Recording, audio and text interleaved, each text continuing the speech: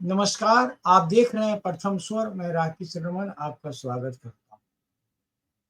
आज बात दिल्ली की और दिल्ली हाई कोर्ट के मुख्य न्यायाधीश चीफ जस्टिस जसवंत वर्मा के घर 15 करोड़ रुपए कैश मिलने की, मतलब मिलॉर्ड खुद कटघरे में। ये एक अबूझ सी बात है जो सामने आई, और जब पूरी बातें आज खुलासे हुए टाइम्स ऑफ इंडिया में, तो मानो हर कोई हतप्रभ रह गया। और क्या है ये पूरी कहानी?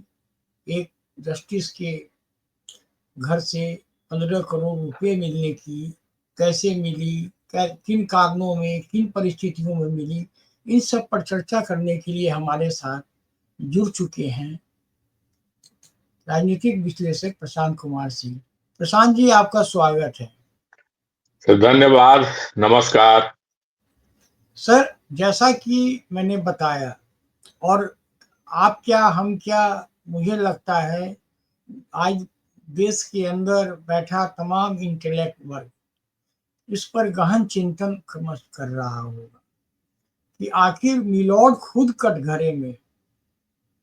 और बताया जाता है कि होली के दिन उनके घर में आग लगी, तो घर के लोगों ने फायर ब्रिगेड को फोन किया।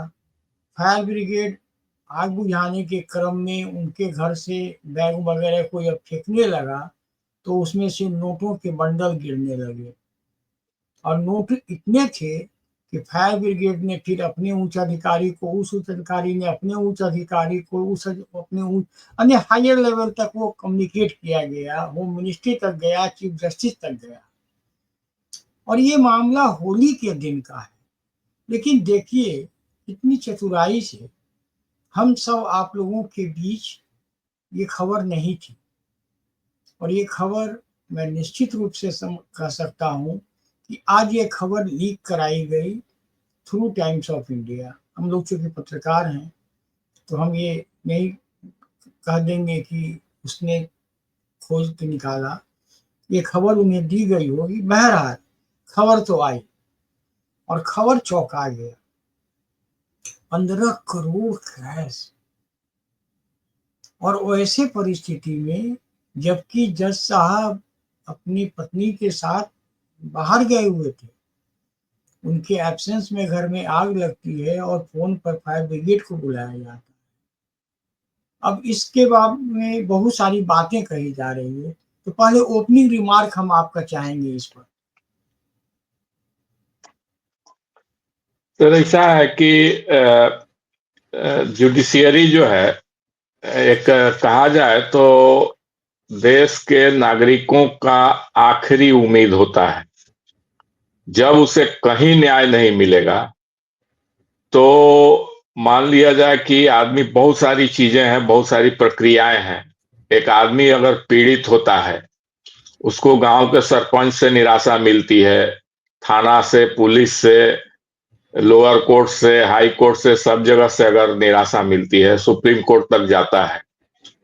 लेकिन उसको जब न्यायालय में न्याय नहीं मिलता है, जो न्याय का आलय यानी न्याय का मंदिर, और जजों को हम लोग हिंदी में या संस्कृत निष्ठ भाषा में कहते हैं न्याय की मूर्ति, और वहां से उसके साथ छल होता है, बेईमानी होता है, धोखा होता है, उसको डोज दिया जाता है, न्याय गलत दे दिया जाता है, न्याय पाने का हकदार कोई और है, न्याय मिलता है किसी और के पक्ष में जाता है। तो ये सारी चीजें, मतलब समझिए तो एक तरह से ये मानवता की हत्या हो जाती है। सिर्फ न्याय की हत्या नहीं होती है, मानवता की हत्या होती है। और इस तरह की एक नहीं अनेक घटनाएं हुई हैं, जिसमें जो है लेके भ्रष्टाचार के मामले आए हैं।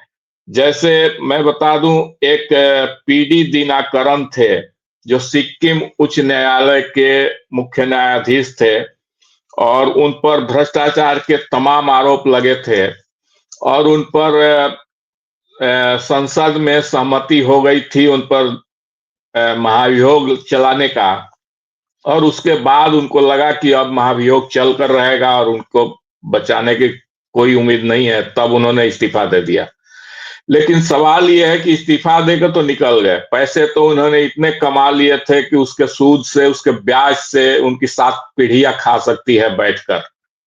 तो उस भ्रष्टाचार को, और भ्रष्टाचार न्यायालय के ये में, खुद जुडिशियल सिस्टम में एक अपराध माना जाता है। कोई भी जज भ्रष्टाचार को अपराध मानता है, और जब खुद जज पर भ्रष्टाचार का अपराध हो और उसकी सजा उसको न मिले, तो ये भी अपने आप में एक सोचने वाली बात है कि ऐसा क्यों हो रहा है इस देश में। संविधान से ऊपर भी किसी को रखा जा सकता है, ऐसा होना चाहिए क्या? ये बहुत बड़ा प्रश्न है, जिस प्रश्न का जी जवाब आज सब लोग चाहते हैं कि मिले। जसवंत वर्मा तो एक छोटा सा उदाहरण है, इसके जैसे और लोग भी हो सकते हैं, बहुत सारे लोग हो सकते हैं। जो पकड़ा गया चोर, जो नहीं पकड़ा गया लेकिन चोरी कर रहा है, उसके विषय में क्या, उसके लिए मैकेनिज्म क्या है कि आप पता लगा सकें कि और कोई नहीं भ्रष्टाचार कर रहा है, या मानकर बैठ जाए कि कोई नहीं कर रहा है। जी जी नहीं, आते हैं, चूंकि आज का ये मुद्दा बहुत गर्म है। यशवंत वर्मा दिल्ली हाई कोर्ट के दूसरे नंबर के वकील थे, जस्टिस थे। और इसका मतलब क्या हुआ कि टॉप के 5 जस्टिस कॉलेजियम के पार्ट होते हैं। तो इन्होंने न जाने कितनों को जज बनाया होगा, क्योंकि कॉलेजियम के हैं। लेकिन सबसे मजेदार देखिए कि जब हम लोग के संविधान की रचना हुई और देश चलाने की जब बात हुई, तो जुडिशरी को इंडिपेंडेंट हैंड दिया गया। लेकिन इसका अब तो साफ लग रहा है कि जुडिशरी अपने इस इंडिपेंडेंस का कुछ गलत फायदा उठा रहा है। वो अपने के ऊपर किसी को नहीं समझता, अपने लिए, अपने में सुधार की कभी कोई कोशिश करता हुआ नहीं दिख रहा है। हम लोग तमाम देख रहे हैं पिछले कुछ दिनों से, जो फैसले में ये नहीं लिखते हैं लेकिन वक्तव्य में बहुत सारी बातें करते हैं। इसका एक ज्वलंत उदाहरण नुपुर शर्मा के रूप में हम लोगों के सामने है, जिसकी जिंदगी आज तक खतरे में है उनके वक्तव्य के कारण। जजमेंट में ऐसा कुछ नहीं लिखा था उन्होंने। तो इस तरह की बहुत सारी घटनाएं हैं। अब सुप्रीम कोर्ट का एक खंडन आया है कि ये, कि हमने कोई दबाव में उनका ट्रांसफर नहीं किया है। तो सर, ये जो, अगर वो दिल्ली हाई कोर्ट में उन पर कोई केस के मामले आए, जांच होगी, क्या होगी नहीं होगी, मैं उनको दोषी भी नहीं मान रहा। लेकिन जब प्रथम दृष्टया किसी के यहाँ घर पर 15 करोड़ रुपया है, तो मैं नहीं समझता कि कितना भी वो कागज दिखा दे, 15 करोड़ रुपया साबित हो सकता है। तो ऐसे में उनको एक हाई कोर्ट से अगर दूसरे हाई कोर्ट भेजा जाता है, मैं ये नहीं कह रहा हूँ कि भेज दिया गया है, क्योंकि सुप्रीम कोर्ट ने इसका खंडन करते हुए कहा है कि ये अफवाह फैलाई जा रही है। मैं इस पे ही बात कर रहा हूँ कि यदि उनको दिल्ली हाई कोर्ट से इलाहाबाद हाई कोर्ट भेज दिया गया है या भेज दिया जाएगा, तो क्या इसमें उनको कोई दिक्कत हुई? वो तो एंजॉय कर रहे हैं। तो एक तरह से कैश पकड़ाने पर भी इनाम देने की कोशिश कर रही है सुप्रीम कोर्ट, या जहां तक मैं अभी तक जो इस पर जितने भी अनुसंधान कर पाया, तो मैं ये पा रहा हूँ कि सुप्रीम कोर्ट के भी जस्टिस के पास कोई पावर नहीं है उनको सजा देने की। इस बात को आप कैसे देखते हैं? जी बिल्कुल। सर, इसमें एक चीज तो कहेंगे जो मेरी नोटिस में आया, जो आप कह रहे थे उसी के संदर्भ में हम कहना चाहते हैं कि जैसे सुप्रीम कोर्ट ने अभी प्रेस विज्ञप्ति के माध्यम से कहा है कि उनका जो ट्रांसफर है वो एक अलग चीज है, उसका इस कैश रिकवरी मामला से कोई लेना देना नहीं है। तो एक चीज तो ये है, लेकिन सवाल ये है कि ठीक है, यदि मान लेते हैं कि उसका लेना देना नहीं है उस मामले से, तो ये 14 मार्च को उनके घर में आग लगी थी, वो अपने परिवार के साथ बाहर थे, फायर ब्रिगेड आया, आग बुझाया, और जैसा कि एक प्रक्रिया होती है, फायर ब्रिगेड और पुलिस जो वहां पहुंची थी, तो क्या क्या चीज जला है और क्या क्या चीज बच गया है, इसका एक इंडेंट बना लेते हैं ताकि उन पर कोई किसी तरह का बाद में आरोप न लगे। आरोप नहीं लगे, और वो अपने आप को मतलब बातों को किसी के सामने, अपने सुपीरियर अधिकारियों के सामने सारा तथ्य प्रस्तुत कर दें कि भाई हमने आग बुझाने के क्रम में ये किया, ये चीज जला है, ये चीज बचा लिया गया है। उस क्रम में इतनी बड़ी रकम का रिकवरी जब मिला और ये बातें ऊपर तक गई, और यहां तक गई कि भारत सरकार का कानून मंत्रालय को भी ये रिपोर्ट पहुंच गई, और कानून मंत्रालय ने जुडिशियरी को, यानी सुप्रीम कोर्ट के जो भी आधिकारिक, जिसमें स्वाभाविक है कि चीफ जस्टिस होंगे, उनको इत्तला दे दी गई। और इसके बाद ये मामला अब सामने आता है, वो भी टाइम्स ऑफ इंडिया के किसी खोजी पत्रकार जो लीगल मैटर्स को कवर करते हैं, उनके सौजन्य से ये बाहर आती है बात, तब जाकर ये बात लोगों को के नजर में आती है। तो इस तरह की जो छिपाने की कोशिश की गई, यदि ये बात अभी तक बाहर नहीं आई होती तो शायद जुडिशियरी इस मैटर को पूरी तरह डाइजेस्ट कर लेती, डाइजिन की गोली खाकर।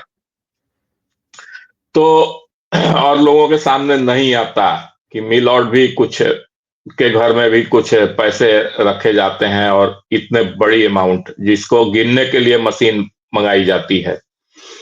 तो 27 मशीनें नोट गिनने की वहां लगाई गई थी। तो ये सारी चीजें क्या बता रही हैं सर? ये सारी चीजें बता रही हैं, चिक चिक कर बता रही हैं कि जितना भ्रष्टाचार है उसमें बहुत सारे महकमों में, बहुत सारे क्षेत्रों में, उसमें जुडिशियरी भी किसी से भी पीछे नहीं है।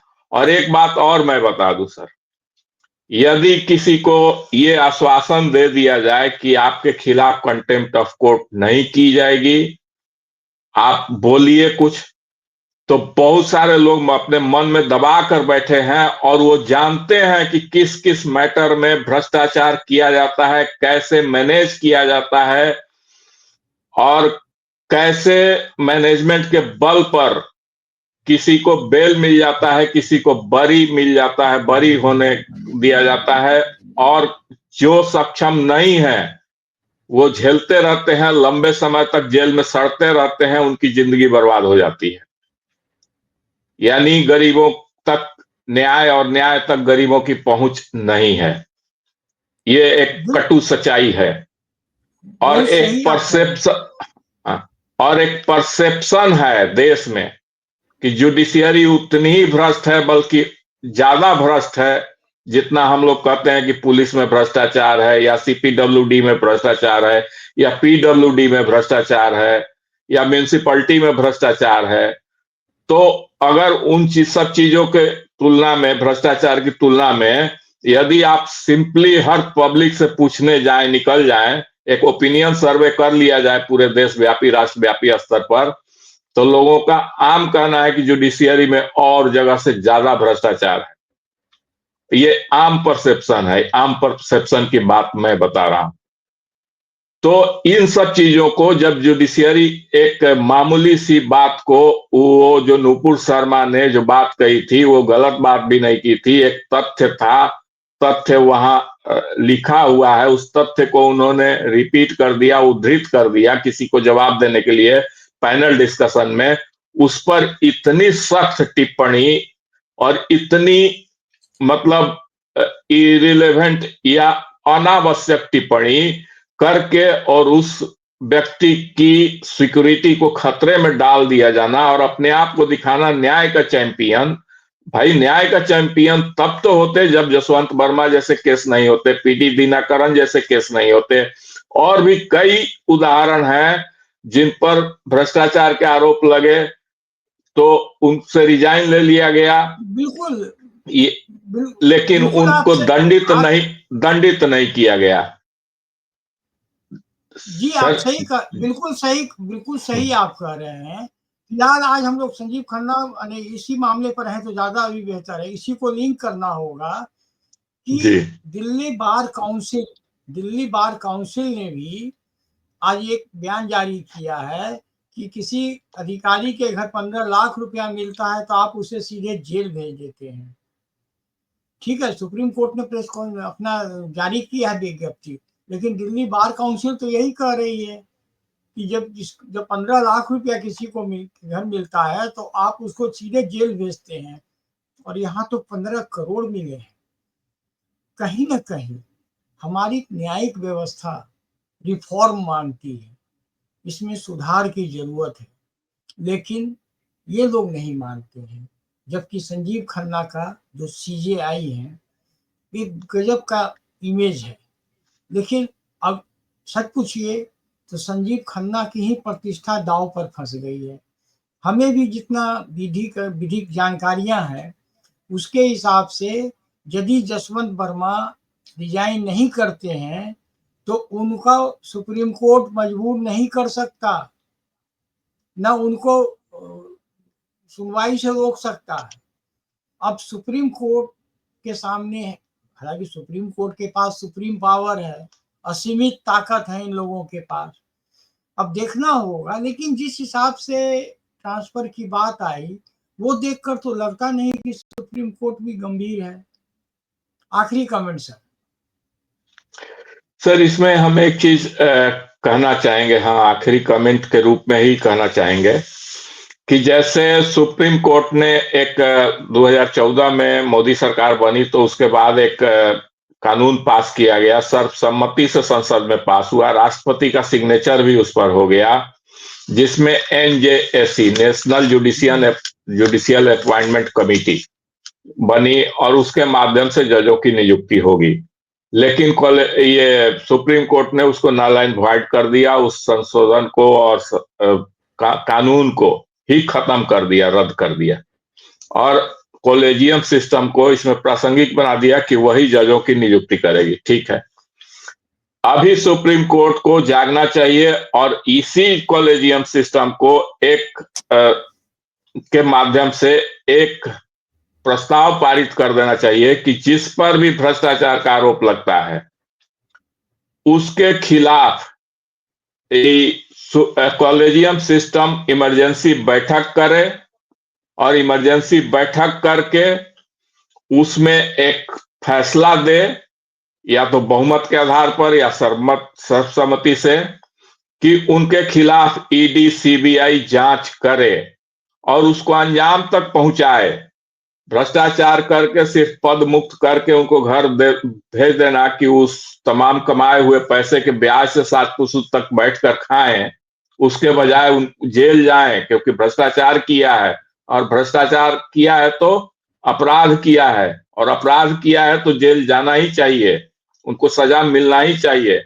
इस भावना को लेटर एंड स्पिरिट में लागू करने के लिए अपना ये कॉलेजियम सिस्टम से ही काम करें तो बहुत अच्छा होता।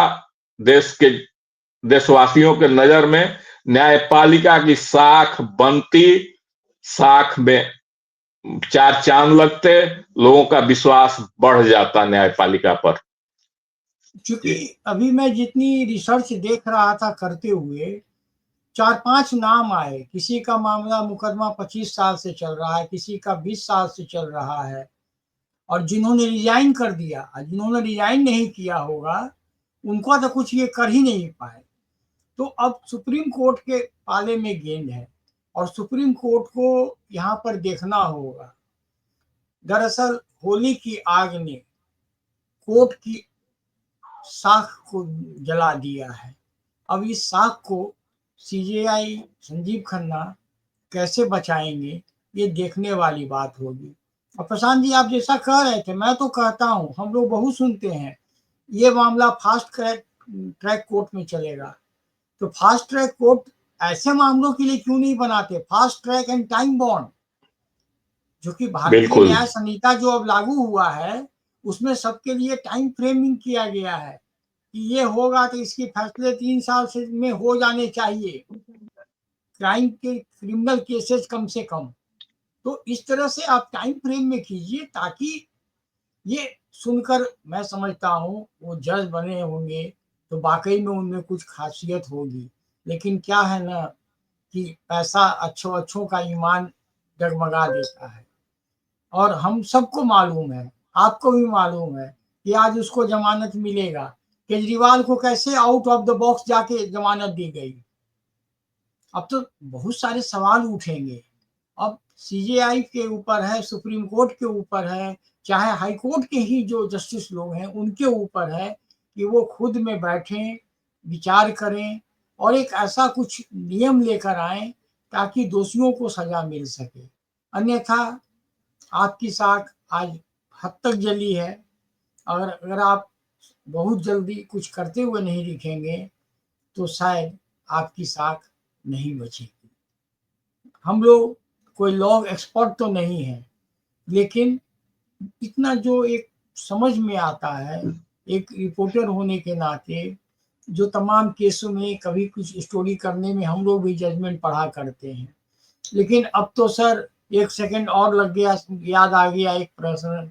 अभी कुछ दिन पहले बलात्कार का डेफिनेशन देते हुए एक जज साहब ने जो बातें कही हैं, वो तो अभी भी गले के नीचे नहीं उतर रही है कि कोई नाड़ा खोल रहा है, चाहे अंग को स्पर्श कर रहा है, तो उसको आप बलात्कार की श्रेणी में नहीं देख सकते। इस पर आपकी प्रतिक्रिया सर, ये आखिरी रहेगी। सर हाँ, बहुत लोग हैं ये सर। एक तो ऐसा है, लेकिन और भी कुछ लोग हैं जो इस तरह की बातें बोल जाते हैं। और इन लोगों को सर निश्चित रूप से मानसिक चिकित्सा की जरूरत है, और ऐसे पदों से इमीडिएटली मुक्त किया जाना चाहिए। क्योंकि ऐसा वक्तव्य, इस तरह का जजमेंट, इस तरह का वर्डिक्ट कोई कैसे दे सकता है सर? क्या उसके अंदर कोई मानवीय संवेदना नहीं है? क्या क्या वो रोबोट है? तो मतलब इस पर भी एक सघन विचार होना चाहिए। और इस तरह की चीजें आती हैं, एक बार उस पर लोग चर्चा करते हैं और उसको फिर भुला दी जाती हैं। लेकिन न्याय की जो प्रक्रिया है वो निरंतर की प्रक्रिया है ना। ये देश का चौथा एक बहुत बड़ा स्तंभ है न्यायपालिका, विधायिका, न्यायपालिका और कार्यपालिका। ये तीन इस देश का इतना बड़ा पिलर है जिसके बल पर देश की संप्रभुता, सुरक्षा, सारी चीज निर्भर रहती है। और बिल्कुल। उसमें एक ऐसा, उसमें उसमें ऐसा एक प्रावधान नहीं हो सकता कि इन सब चीजों को गंभीरता से नोटिस लें कि ये जज उस पद लायक है भी कि नहीं है, जो इस तरह की विकृत बातें बोल जाता है और फिर भी उस पद पर कायम रहता है। जी। बिल्कुल, बहुत सारी चीजें हम लोगों ने फैसले देखे हैं। अरविंद केजरीवाल को जमानत देने के कारण इनको इंजीनियर राशिद को भी छोड़ना पड़ा। हम लोग के सामने बहुत सारे उदाहरण हैं। आखिर ये प्रभाव में क्यों आते हैं? और जो व्यक्ति लंबे समय तक चीफ जस्टिस रहता है, न जाने कितनों को वो जज बनाता है। और यही होता आ रहा है जो कॉलेजियम में हम लोगों को दिखा है। आज हम तुम्हारे बच्चों को बना रहे हैं, कल वो बच्चा हमारे बच्चों को बनाएगा, और यही है। लेकिन बहरहाल कॉलेजियम मेरा मुद्दा नहीं था। जसवंत वर्मा के घर से 15 करोड़ रुपया मिलना वाकई में चौंकाता भी है, हतप्रभ भी करता है, और ये साबित करता है कि चाहे आप जस्टिस ही क्यों ना हो, आप भी एक साधारण इंसान हैं जो लालच में आ जाता है। आज के लिए इतना ही। यदि आपको हमारा विश्लेषण अच्छा लगा हो तो वीडियो को लाइक कीजिए, शेयर कीजिए। फिर कल सुबह आपसे ठीक 7 बजे मुलाकात होगी। तब तक के लिए इजाज़त दीजिए।